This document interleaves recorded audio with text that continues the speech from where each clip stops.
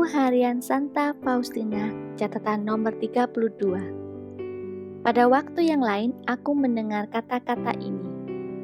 Pergilah kepada Mother Superior dan mintalah kepadanya untuk mengizinkan engkau setiap hari melakukan adorasi selama 9 hari.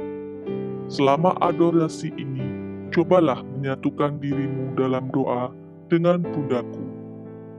Berdoalah dengan segenap hatimu dalam kesatuan dengan Maria, dan berusahalah juga dalam waktu ini melaksanakan jalan salib.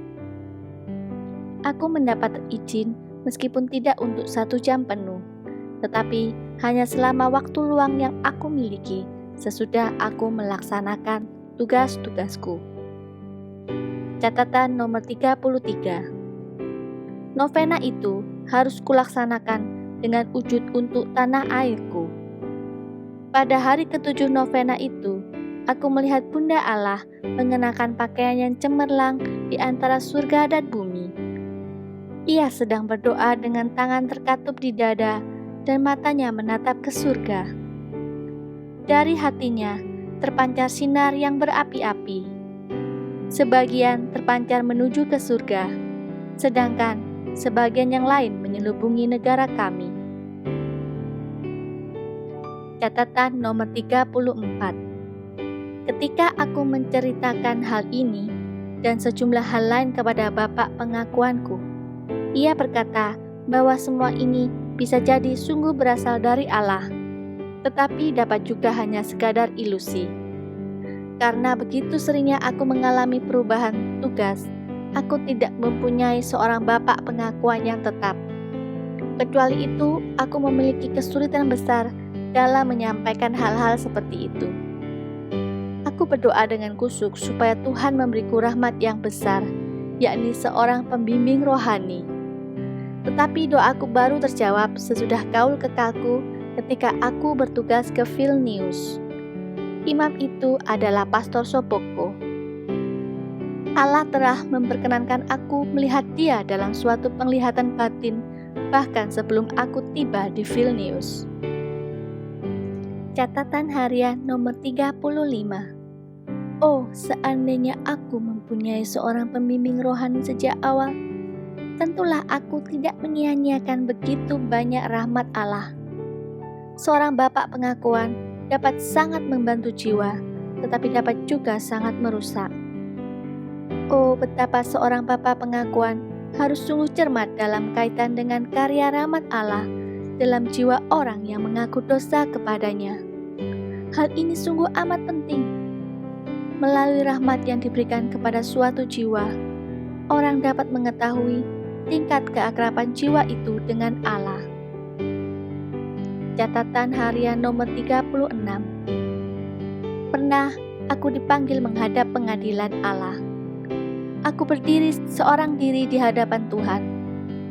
Yesus menampakkan diri seperti dalam sengsaranya.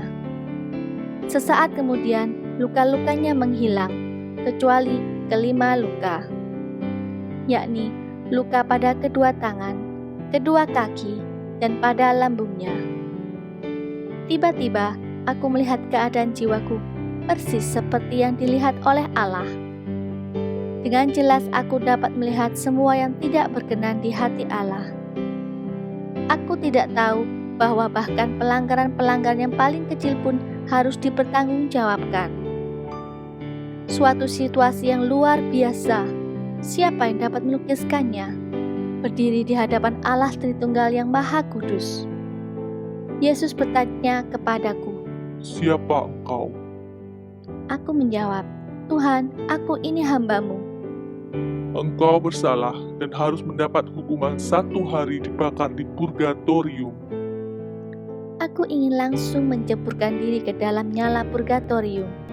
Tetapi Yesus menahanku dan berkata, Apa yang engkau pilih? Menderita sekarang selama 1 hari, atau menderita sedikit lebih lama di bumi? Aku menjawab, Yesus, aku ingin menderita di purgatorium, dan aku ingin juga menderita rasa sakit yang paling berat di bumi, juga kalaupun itu harus berlangsung sampai akhir dunia. Yesus berkata, Cukuplah salah satu saja. Engkau akan kembali ke bumi, dan di sana engkau akan banyak menderita, tetapi tidak lama. Engkau akan melaksanakan kehendakku dan memenuhi keinginan-keinginanku. Dan seorang hambaku yang setia akan membantu engkau melaksanakan hal ini. Sekarang, sandarkanlah kepalamu kepada dadaku, pada hatiku, dan seraklah darinya kekuatan dan kemampuan untuk menanggung semua penderitaan itu. Sebab engkau tidak akan menemukan kelegaan, atau pertolongan, atau penghiburan dimanapun. Ketahuilah bahwa engkau harus banyak-banyak menderita. Tetapi, janganlah membiarkan semua ini menggetarkan engkau. Aku menyertaimu. Catatan harian nomor 37. Tak lama kemudian aku jatuh sakit. Bagiku, kerapuhan ragawi ini menjadi sekolah kesabaran. Hanya Yesus yang mengetahui betapa banyak usaha yang harus kulakukan untuk melaksanakan tugasku.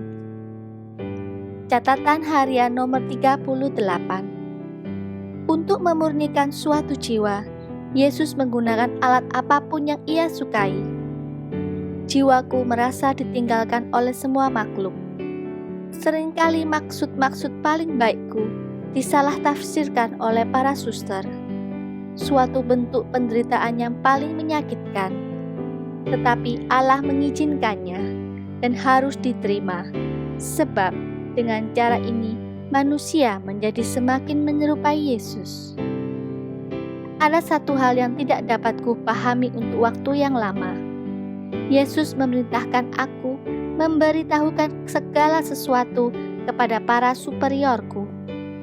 Tetapi para superiorku tidak mempercayai aku dan memperlakukan aku dengan rasa kasihan, seolah-olah aku hidup dalam ilusi maupun berkhayal. Karena hal ini, yakni karena takut diriku diperdayakan, aku memutuskan untuk menghindari Allah secara batin karena takut berkhayal. Tetapi rahmat Allah terus memburuku di setiap langkah. Dan Allah berbicara kepadaku justru pada saat aku paling tidak mengharapkannya.